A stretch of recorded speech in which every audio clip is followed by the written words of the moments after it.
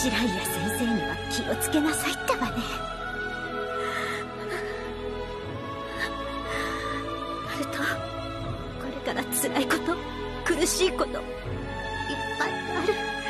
自分をちゃんと持って、そして夢を持って、そして夢を叶えようとする自信を持って、もっともっともっともっともっと本当にいろいろなことを一緒に教えてあげたい。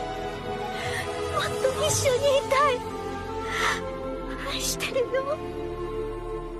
みんなごめん、私ばっかり。いいんだ。ナルト、父さんのことかはこちらの最下さんとかお待ちかな。